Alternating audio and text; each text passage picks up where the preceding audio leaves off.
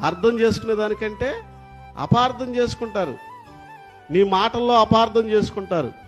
నువ్వు నుంచున్న ప్రదేశాన్ని బట్టి అపార్థం చేసుకుంటారు.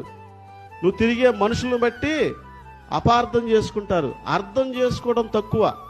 మనుషులందరూ కూడా ఎక్కువగా తప్పులు ఎతికే ప్రయత్నమే చేస్తారు. నువ్వు ఎంత మంచిగా అన్నా ఉండు, ఎంత నువ్వు మంచిగా అన్నా మాట్లాడు, నీలో తప్పులు ఎతకటమే వాళ్ళ ప్రయత్నం.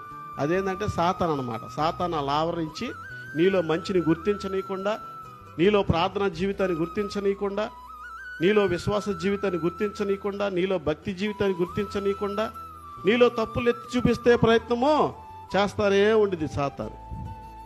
అందుకని ఈరోజు మనుషులు అర్థం కాక ఏంటంట, అర్థం కాక అపార్థం చేసుకొని వారి మీద నిందలు వేయటము, వారిని దూషించటము, వాళ్ళని హేళన చేస్తూ ఉన్నారు.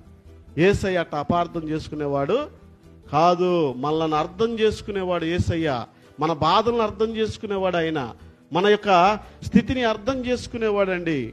మన యొక్క పరిస్థితులు అర్థం చేసుకొని మనకి ఏ విధంగా మేలు చేస్తే మనం బాగుంటామో తెలిసినవాడు ఆయన. హల్లెలూయా.